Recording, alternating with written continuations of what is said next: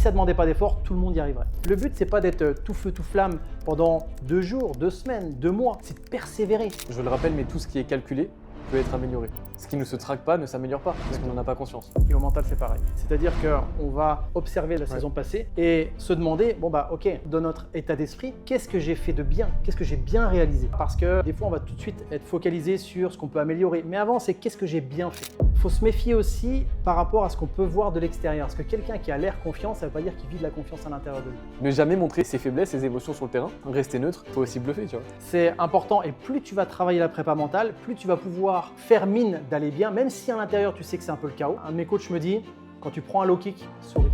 Ça va déstabiliser ton adversaire. Bon Geoffrey, Yes. on arrive sur cette fameuse période la plus importante, la fameuse préparation estivale, celle qui se passe entre début juin et début septembre. Donc là, on a grosso modo 3 mois. Les joueurs ont 3 mois pour savoir exactement comment bien se préparer, comment bien préparer la nouvelle saison, entamer de la meilleure des manières, maximiser leurs performances sans aller sur la zone de trop haute limite et donc risquer les blessures. J'aimerais profiter d'être avec toi, notamment sur tout l'aspect mental, sur comment justement préparer une bonne saison. Et j'aimerais surtout qu'on dise des choses qui ne se voient pas 50 000 fois sur les réseaux. Ouais. J'aimerais qu'on donne vraiment un maximum de valeur pour que chaque joueur qui nous voit ou chaque parent qui nous voit sache à la fin de la vidéo, grosso modo, quoi mettre en place. Évidemment qu'après, pour aller plus loin, on pourra les rediriger vers nos solutions. Et le but, c'est déjà d'apporter un maximum de valeur. Juste comme ça, est-ce que tu as des idées, des points que tu aimerais aborder pour commencer ce sujet-là? Déjà, Vianney, quand tu dis que c'est important de préparer sa saison, je suis évidemment entièrement d'accord. Et combien de joueurs, combien de parents mettent de la conscience sur le fait de préparer la saison au niveau mental pour ce qui arrive? Tu vois, déjà, c'est hors du champ de conscience. Je pense que 0. Voilà. Ouais. Donc déjà là, c'est faire une différence dans ce qui se fait au niveau des joueurs.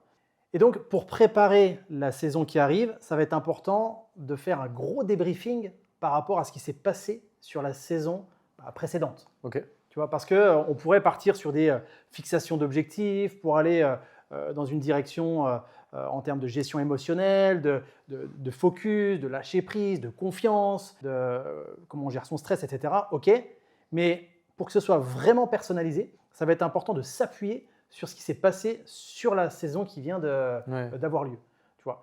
Donc déjà, la première chose à faire, soit en tant que joueur, soit en tant que même un parent qui voudrait aider son fils, c'est de faire un point avec lui. Comment ça s'est passé la saison là, qui vient de s'écouler à un niveau, à une dimension mentale et émotionnelle. Ouais. Donc pas juste c'était bien, c'était mauvais ou on peut mieux faire, aller vraiment creuser. Est-ce qu'un Mbappé, un Dembélé, il va dire j'ai bien joué, l'autre saison je vais améliorer mes tirs, je vais être plus confiant? Non. Je pense qu'au très très haut niveau, tout est calculé. C'est ça. Tout est calculé, tout est traqué. Parce que, je le rappelle, mais tout ce qui est calculé peut être amélioré. Ce qui ne se traque pas ne s'améliore pas, parce qu'on n'en a pas conscience.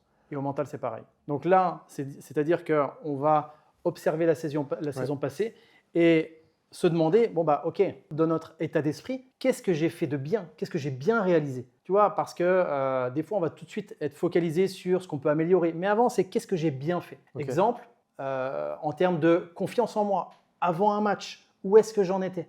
Comment donc ta manière d'aborder les matchs, les anciens matchs, faire une sorte d'introspection? Très important. Et tu commencerais toujours par le positif?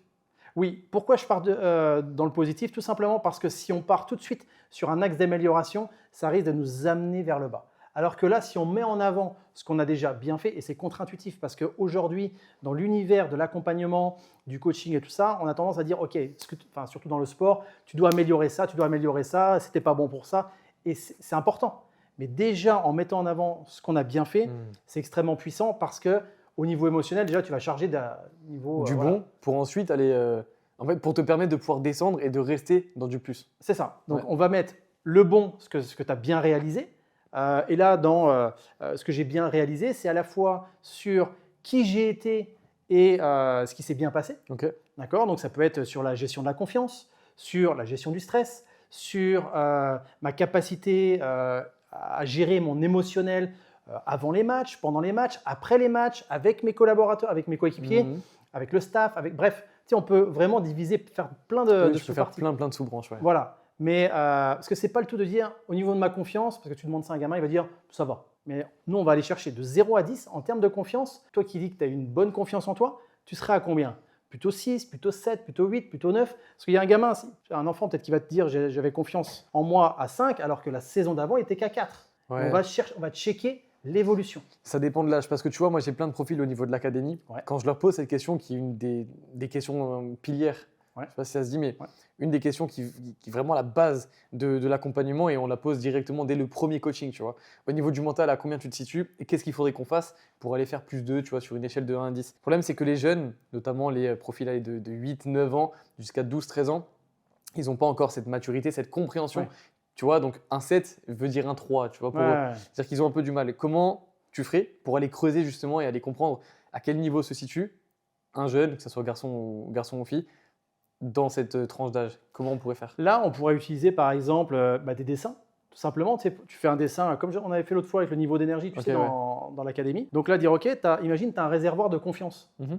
L'idéal de l'idéal, il sera à combien? Il serait là-bas, là. Et OK, si tu avais confiance dans ton réservoir de confiance qui est au maximum, qu'est-ce que ça te permettrait de réaliser? Quand je suis à pleine confiance, je pourrais être vraiment au meilleur de moi-même, je pourrais jouer plus libéré, etc. OK, et aujourd'hui, par rapport à cet idéal-là, où est-ce que tu te situes? Et la personne pourrait dire, je suis plutôt là, plutôt là. Tu vois, il a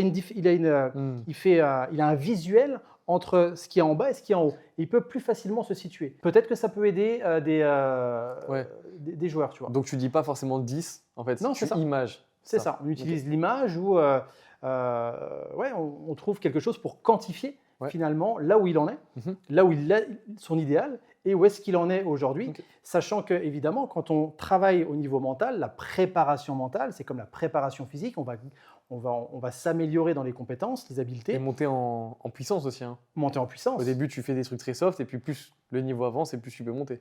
C'est marqué là. Puissance, ouais. Ouais, c'est ça. On y est. Ouais, c'est important. Donc là, concrètement, le joueur, donc quand on dit faire un débriefing par rapport à ce qui s'est passé sur la saison d'avant, c'est OK, qu'est-ce que tu as bien fait? Donc, voir les différents niveaux. Et pareil, le joueur lui demander quelle habileté mentale tu as envie de parler. Donc, ça peut être à la fois la confiance, le stress, etc. C'est des choses que tu apprends à gérer. Ensuite, qu'est-ce que tu peux améliorer? On y est. On y est. Dans un second temps. Dans un second temps. Ok. Donc là, déjà, il y a quelque Même chose dans un deuxième temps. Donc il y a quelque chose vraiment déjà à améliorer et à changer, Ouais. c'est ne jamais le faire en premier. Alors que là, tu vois, je pense à plein de noms de joueurs, évidemment que je ne citerai pas, des joueurs qui sont dans l'académie, des joueurs qui sont sur les réseaux. La première chose qu'ils feraient, c'est OK, j'ai pas été bon sur ça, et en fait, ils se détruisent. Parce qu'en fait, l'humain a cette facilité à voir tout de suite ce qui ne va pas.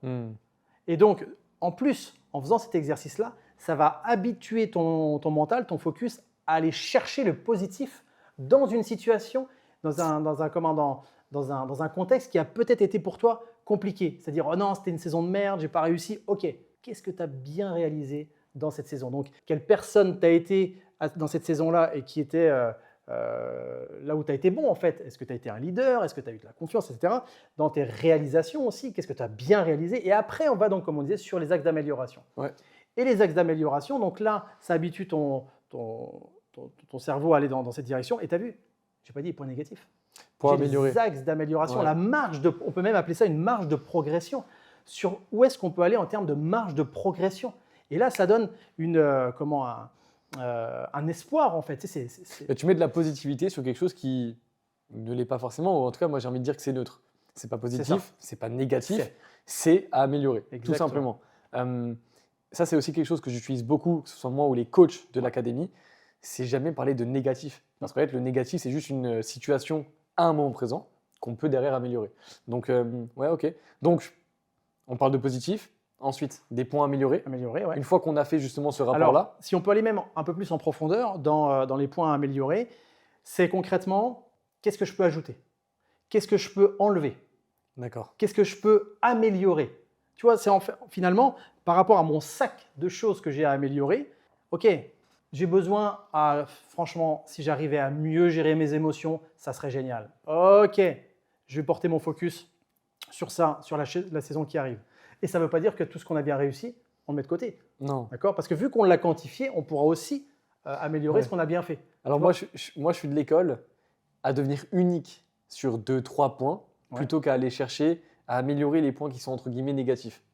Tu vois, typiquement, un joueur qui est super sur la gestion des émotions, mais qui n'est pas forcément exceptionnel sur un autre point. En fait, moi, je vais vraiment viser à le rendre unique encore plus sur le point sur lequel il est fort. Et c'est pareil dans la préparation physique, tu vois.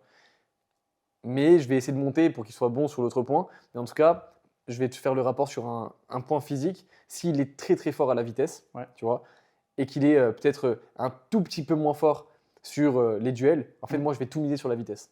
C'est-à-dire que je vais aussi le renforcer pour que sur les duels, il puisse devenir meilleur. Sur les duels. Évidemment, sur la préparation physique, avec notre préparateur, sur les cycles, on va tout prendre en compte. Mais notre objectif principal, ça ne va pas être de garder la vitesse et juste de dire « Ok, t'es bon, donc on va travailler sur autre chose ». C'est on va travailler sur la vitesse pour que tu puisses vraiment devenir exceptionnel là-dessus. Comme ça c'est ton point de différenciation et ça, les coachs et les staffs et les recruteurs, ils vont adorer parce qu'ils vont voir quelque chose de « Waouh, ça on le voit nulle part ailleurs ». Et derrière, on va évidemment faire en sorte de te faire passer de moyen à très bon ou à bon, tu vois, pour que tu puisses devenir complet. Mais moi, je veux pas un joueur moyennement bon partout. Je veux un joueur exceptionnel sur 2-3 points et un joueur bon sur le reste. Et c'est ça qui fait que tu attires l'œil des recruteurs, tu vois. Dans la dimension mentale, la bonne nouvelle, c'est que quand tu vas augmenter ça, tu vas nécessairement augmenter ça. Exemple, si aujourd'hui, tu as été bon au niveau mental à rester focalisé. D'accord ? Ouais, j'ai vraiment réussi à être focus avant le match, focus pendant le match, ok. Et que tu dis, mais des fois, la gestion émotionnelle, elle est vraiment améliorée parce que des fois, justement, je me laisse aspirer par ce que peuvent dire les autres et tout ça. Quand tu vas travailler sur ta gestion émotionnelle, tu vas améliorer aussi le focus.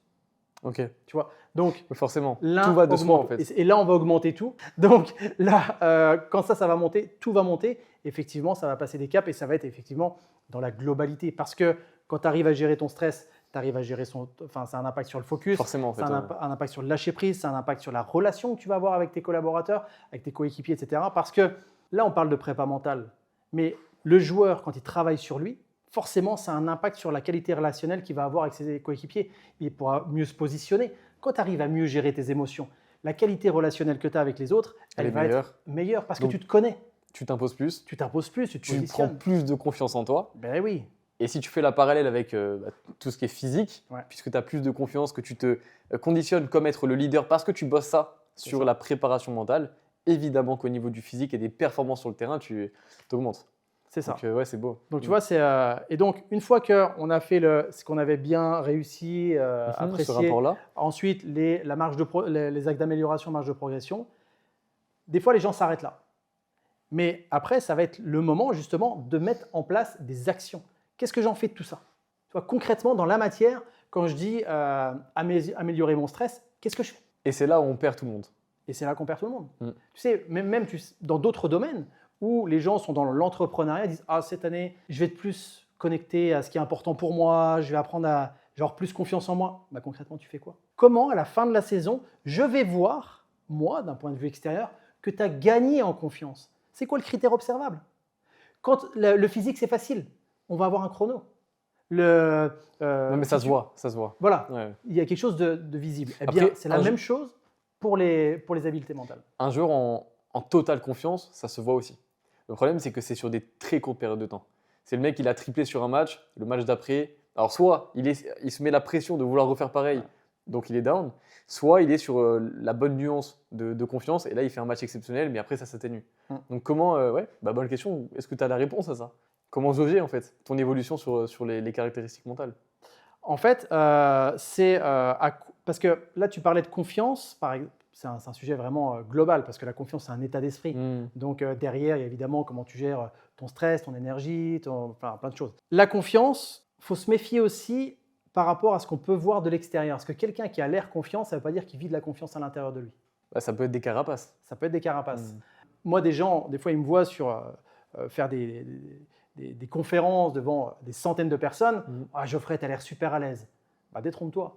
Là, à ce moment-là, j'ai eu un gros doute, j'ai eu un blanc, mais ça ne s'est pas vu. Tu vois, donc c'est aussi qu'est-ce qui paraît par rapport à ce que tu vis. D'accord ? Donc c'est ça aussi, quand on va aller creuser dans la prépa mentale, c'est vraiment, OK, qu'est-ce que tu ressens à l'intérieur de toi ? Où est-ce que tu en es ? Vers où tu veux aller ? Et là, on va dans de la précision. Et sur le terrain, là, je fais juste une petite parallèle parce que c'est important là-dessus. Grosso modo, ça veut dire ne montre pas tes faiblesses. Même quand on ressent, tu peux ressentir ça à l'intérieur et c'est OK. tu dois pas, Exactement. en fait, tu dois pas dire oh mon Dieu, c'est pas bien, etc. Parce que si tu fais ça, tu admets le fait que ce n'est pas bien de ressentir ça et donc tu rentres dans une spirale négative. Sur le terrain, quand tu es fatigué, quand tu es mort, si tu le montres, l'adversaire, s'il est intelligent, il va appuyer dessus. Il rentre dans ta tête. Il va appuyer dessus. Moi, j'étais défenseur central, tu vois, en National 3. L'attaquant, une passe ratée, deux passes ratées, mais moi, j'arrivais directement le chambrer à l'oreille et c'était fini. Ouais, c'est ça. Tu vois, s'il ne me l'avait pas montré, j'aurais même pas engagé le dialogue avec. Tu vois, j'étais pas un joueur qui parlait beaucoup. Mais si tu me montres ça et C'est une faille. tu me fais la passe décisive Mm. pour que je te fasse sortir du match. Et donc, au fur et à mesure, et puis après, je cherchais la faute et puis je l'encourageais à prendre carton rouge, tu vois, ou à se faire sortir par le coach. Donc, ne jamais montrer ses faiblesses, ses émotions sur le terrain. Rester neutre. Et ça marche aussi pour l'état d'esprit, c'est-à-dire montrer que J'ai envie de rebondir, il y a plein de choses à mentalement, dire là. ouais, montrer que mentalement, tu n'es plus dedans, mais ça marche aussi par exemple, le cardio. Mm. Tu vois, si tu es mort, tu es latéral, tu es mort, tu t'agenouilles ou tu mets tes mains, tu commences à respirer comme un fou, bah, franchement, l'autre, le piston, il va faire que monter. Mais c'est ça. Parce que tu montres que tu peux plus le suivre. Tu dévoiles où est-ce que tu en es en ce moment dans ton physique et ton état Il faut d'esprit. aussi bluffer, tu vois. C'est important et plus tu vas travailler la prépa mentale, plus tu vas pouvoir faire mine d'aller bien, même si à l'intérieur tu sais que c'est un peu le chaos. Mm. Mais c'est là que toi, te connaissant, tu vas pouvoir gérer intérieurement. Tu vois. Et l'importance dans un jeu comme ça, mais moi je prends aussi l'exemple de la boxe. Imagine, tu es en train de. Ah ouais. Moi, il y a un coach une fois et je ne faisais pas encore de la prépa mentale, j'étais jeune à ce moment-là. Il y en a un de mes coachs me dit quand tu prends un low kick, souris. Mm. Ça va te déstabiliser ton adversaire. Il te met un low kick, il te met un jab ou un crochet, Ouais, dès qu'il et là, te boum, touche. et tu souris. Et là, lui, il est déstabilisé. C'est comme une équipe qui est en train de se prendre un but, tu les vois baisser la tête, C'est fini. tu dis c'est bon, ils sont morts moralement. Alors que si là, tu vois l'équipe faire allez les gars, on y va, allez, allez. Là, tu dis ouf, eux, ils sont chauds. Et là, tu es en train de donner le doute à une équipe, tu vois, qui a pourtant marqué un Qui but. pourtant vient d'avoir Ils une disent, win. ouah, Ouais. j'ai des furies en face de moi. Et ça se travaille à la fois au niveau individuel, à la fois au niveau collectif. Et c'est là un peu comme on a déjà parlé sur des vidéos, mais comme le haka des All Blacks, Mm. c'est fait pourquoi? Certes, il y a un conditionnement, mais ils font en sorte de rentrer dans la tête de l'adversaire. Ouais, carrément. Tu vois, et c'est vrai que, bien sûr, quand on a des joueurs qui ont 8, 10 ans, on n'en est pas non plus là-dedans. Mais ce qui est important, c'est d'apprendre à se connaître, savoir où on en est. Moi, je vois tellement de gamins qui pètent les plombs et qui, c'est dommage parce qu'ils ont un potentiel de dingue. Mais j'en vois tous les jours. Et c'est 90% du temps où le potentiel est grillé par l'aspect mental. Des joueurs bourrés de talent. Ben, c'est ça. Mais ça, c'est aussi un mauvais accompagnement, un mauvais suivi. Alors, des fois, les parents le savaient, mais ils ne sont pas passés à l'action, là, c'est eux, Mm. c'est de leur faute. Ou des fois, les parents ne savaient même pas qu'il y avait des solutions à ça. Parce que Ça finalement, commence par là. ouais, mais parce qu'ils ne le voient pas. Ouais. Chez l'enfant, je lui dis, ouais, ça va aller, ça va passer. Mais non, ça va pas passer. Tout seul, ça va pas passer. Non. Donc, ils ont besoin de faire aider l'enfant. Mais c'est leur responsabilité. C'est la responsabilité de chacun. Et puis aussi, il faut que l'enfant il ait envie d'aller là-dedans. Bien C'est sûr. vraiment, chacun prend sa De toute façon, responsabilité. ici, on parle pas vraiment pour les joueurs qui veulent que prendre du plaisir et qui veulent jouer dans les niveaux Ouais, bas. sinon, tu restes en loisir. Ça peut les aider, mais reste en loisir. Ouais, c'est ça. Nous, on parle de haute performance Ouais. pour ceux qui ont attrait à ça. Donc, c'est le but. Mais ce qui est intéressant, Vianney, dans ce qu'on dit, c'est haute performance liée au bien-être. Mais dans Parce tous les que- cas, tu peux pas oublier le plaisir. Bah, Parce si qu'au bout tu d'un moment, l'oublies, t'en as marre. tu vas te griller. Ouais, c'est ça. Et si aujourd'hui, tu as un parent qui veut absolument que son gamin il soit dans la performance, il en oublie l'enfant, en fait, le jeune, et il va lâcher le wagon à un moment donné, il va être dégoûté. D'où l'important. Tu sais, quand j'accompagne un athlète de très haut niveau, très souvent, quand il perd du sens, quand il se sent paumé, quand il est meilleur à l'entraînement qu'en match, c'est parce que la notion de plaisir, elle est Il mise l'a de oublié. côté. Ouais. Et ça, c'est dommage. Donc, croire, tu sais, quand tu vois des Ronaldinho, les mecs qui jouent, ils s'entraînent, tu vois qu'ils kiffent le moment, ça change tout. Ça change tout. Et toi, tu es en niveau où tu veux justement aller dans cette direction, aller en direction du haut niveau. Mais t'oublies ça. T'oublies. C'est la base Mais de c'est tout. la base de tout. Dans tous les cas, Et ça s'apprend. le sport, c'est du plaisir. Ça doit Tu rester dois du apprendre à plaisir. prendre du plaisir. Alors, bien sûr, dès que tu vas te rapprocher du haut niveau, ça va être de plus en plus exigeant, de plus en plus. La notion de souffrance va prendre de plus en plus de place. Parce que c'est dur. Mm. Et pas seulement sur le physique. C'est aussi dur parce que tu fais des compromis. Tu dois Ah ne oui. pas sortir. Tu dois éviter de boire ça, de manger ci. Tu fais tout le temps des compromis. Tu vois, tu dois faire ta sieste l'après-midi pour récupérer parce que sinon tu risques de te blesser. Bref, c'est très compliqué, mais il faut que tu prennes du plaisir là-dedans. Et en fait, plus que juste prendre du plaisir chaque jour, c'est apprécier le parcours. Exactement. Et ça, c'est quelque chose que moi, j'ai raté. Donc, Ouais. si je peux encourager, C'est important, ne serait-ce ce que tu qu'une personne là, qui écoute, Mm. un joueur, un parent, c'est prendre du plaisir sur le parcours. Qu'est-ce que toi, justement, quand tu dis c'est ce que j'ai oublié de prendre du plaisir sur mon parcours, qu'est-ce qui t'a manqué, toi, pour toi? Non, mais c'est que j'ai toujours été dans les meilleurs niveaux. J'ai joué contre tous les centres de formation, mais j'ai jamais fait partie du centre de formation. Ok. J'ai eu l'occasion une fois quand j'avais 15 ans, j'ai refusé parce qu'à ce moment-là, je sortais pas d'une saison exceptionnelle. J'avais peur de me griller, tu vois. Mm. Et d'ailleurs, je pense que j'ai fait le bon choix. C'est juste que je mettais tout le temps de la frustration et j'oubliais notamment cette notion de plaisir, tu vois. D'ailleurs, c'est venu tard, l'envie de signer professionnel comparé à certains jeunes Ouais. qu'aujourd'hui on peut accompagner, tôt. c'était pas 8-9 ans, tu vois. Mm. C'était plus tard. Tu Mm. vois. J'ai compris que j'avais quelque chose pour le foot plus tard, à 16-17 ans. Et puis ensuite, ça s'est fait très vite parce que du moment que j'ai mis les bonnes choses, je les ai mises très vite. Je me suis fait aider, j'avais mon coach, j'avais des coachs, etc. Mais à chaque match, j'essayais de faire des introspections et j'avais pas la bonne méthode, j'avais pas le bon suivi, j'avais pas les bons conseils avant. Et donc, je me frustrais, j'étais pas bien, tu vois. Et justement, j'avais perdu un peu ce plaisir-là. Dans le mal. Le truc, c'est que ma destinée, elle a été de signer en National 3, de vivre du foot totalement, sur cette dernière année d'ailleurs. Ce qui est déjà très beau. Ouais, c'était très bien. Après, j'ai arrêté, en tout cas, j'ai mis en stop Ouais. pour développer l'académie, mais c'était pas du tout mon potentiel maximum, tu vois. Ouais, c'est ça. Et dans tous les cas, je pense que j'ai proposé de reprendre, mais si là maintenant j'ai quelque chose à refaire, c'est juste en fait, enlève tout ce qui est pression parce que dans tous les cas, ta destinée est liée, tu vois. Ouais. Tu dois signer pro, tu vas signer pro, tu vois. Mm. Pour moi, c'est noté quelque part. Maintenant, la seule chose que tu maîtrises, c'est ce que tu fais au quotidien pour y arriver. On parle de mental, c'est méga important, mais on parle aussi de prépa physique, d'invisible, C'est un ensemble d'ingrédients. les bonnes routines, c'est un écosystème. Ouais, exactement. C'est un écosystème. Les gens n'en ont pas conscience. Nous, aujourd'hui, ce qu'on met en place pour les jeunes, ils hallucinent à chaque fois. Et tu es bien placé pour le savoir, puisque du coup, ton fils a intégré l'académie. On met vraiment en place un écosystème complet. Et chaque jour, en fait, on essaye de leur apporter des quick wins, tu vois, des victoires rapides. C'est le but. Parce que si ils prennent pas de plaisir au bout d'une semaine, ils disent aux parents, ah, j'aime pas, tu vois. C'est une notion qui est importante quand on fait, quand on prépare la prochaine saison, c'est de se dire, OK, quand est-ce que dans ma saison, je vais mettre des moments où je célèbre. Exemple, tiens, ça va être tous les vendredis ou après chaque Après match. les matchs, ouais, c'est Après chaque match, OK, tiens, on s'offre un moment spécial. Ça peut être, tu sais, on n'est pas obligé de dépenser énormément d'argent, mais on peut aller, tiens, se balader à tel endroit, on peut faire un petit plaisir, peu importe, commander ci, ça. Enfin, Mais c'est que pour moi, c'est juste. Célébrer, quoi. En fait, d'ailleurs, j'ai expliqué ça à ton fils il y a 3 jours. C'est la Coco Minute. Chaque semaine, en fait, du dimanche au samedi, en général, quand il y a les matchs le samedi, tu mets de la frustration, tu mets des compromis, tu mets beaucoup de pression. Tu vois, tu prépares le match. Ouais, parce Donc, que les gamins, ils ont l'école, ils ont les. c'est ça, les tu vois, as beaucoup entraînements, d'enjeux, ça fait etc. beaucoup. Tu dois faire des choses quand tes potes vont jouer à Fortnite ou machin. Ah, c'est ça. Toi, tu es là, ok, il y a de la pression. À un moment donné, la vapeur, tu dois la faire sortir de la c'est obligé. cocotte, tu vois. Donc pour moi, tous les samedis après le match, tu dois faire un reset. C'est pour ça qu'on tolère complètement le cheat meal, c'est-à-dire la pizza, le kebab, le tacos, ça. On tolère aussi pour les plus grands les sorties. On tolère peut-être un verre d'alcool, tu vois.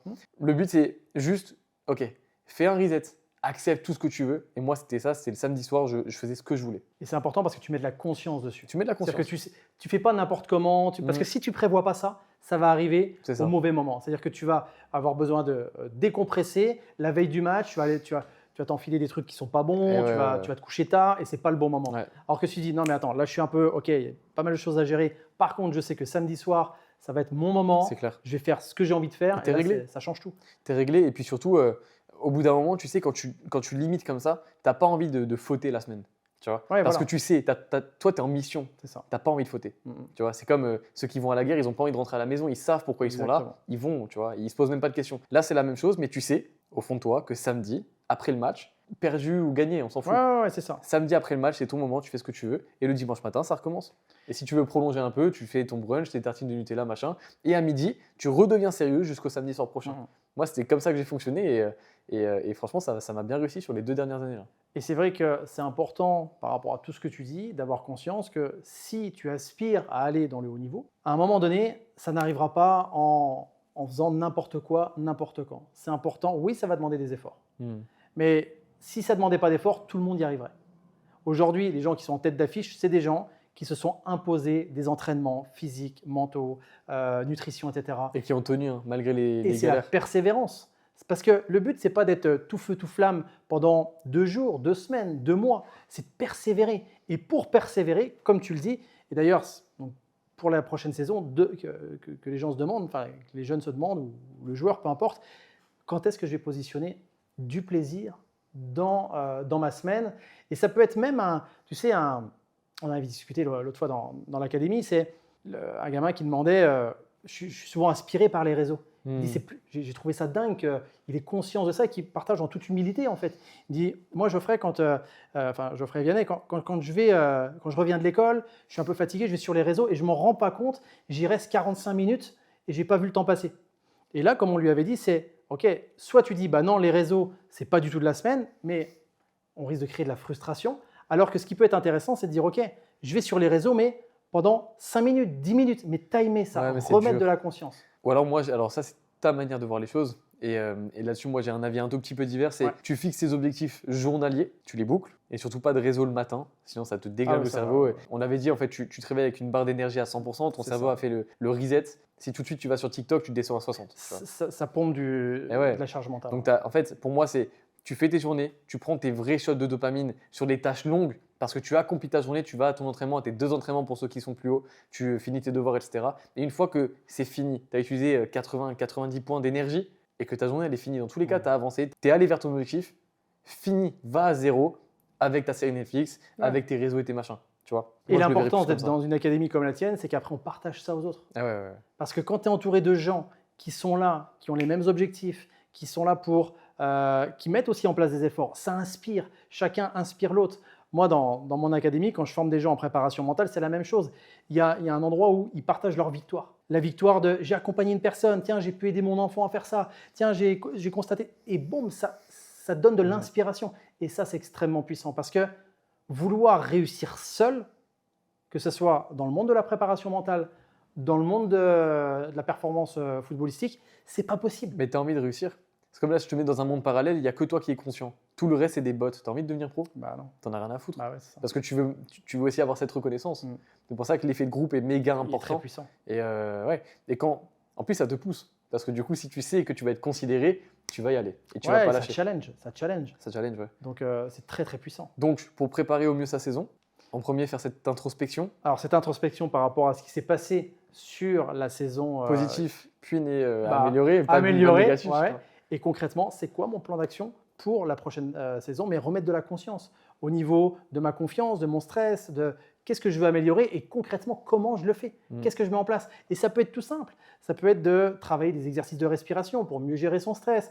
Ça va préparer d'anticiper les matchs à venir grâce à l'imagerie mentale. Donc tout ça, on pourrait en parler évidemment sur des longs sujets. Mais en tout cas, c'est des choses qui sont importantes à prendre en considération pour avoir cette pleine conscience, cette pleine présence pendant la saison. Et évidemment, le plaisir, on en a assez parlé. Et le plaisir, pour moi, c'est chercher à avoir des quick wins. Les victoires rapides. Et ça, c'est tout simple. Les quick wins. Des quick wins. Les quick. Quick win, yes. Pour moi, c'est le mieux et c'est le plus simple à chercher quand tu fais bien les choses, notamment sur la préparation physique. Les enfants, ils le voient directement, tu vois. C'est visible, un temps, un chrono. Chaque 2 semaines, déjà sur la vitesse, le chrono, etc. Et même quand ils se regardent dans le miroir, nous on demande justement les photos à chaque mois, ça se voit. Donc en fait, tu es heureux et tu sais que tu es en train d'avancer. C'est valorisant. Quand tu te sens, moi j'ai des joueurs qui ont du mal dans les duels au début, et un mois après, je leur apprends vraiment la bonne technique. J'ai bougé mon premier mec, c'est bien mec, tu vois. C'est cool et du coup, tu avances. Et là, ce qui est intéressant aussi, Vianney, parce que c'est important aussi de le dire, c'est que toi, quand tu es parent et que tu vois ton fils évoluer, grandir, s'épanouir, mais ça change tout. C'est extrêmement puissant. Moi, quand je vois mon fils prendre du plaisir, parce qu'il y a de ça quelques saisons en arrière, il ne prenait pas de plaisir.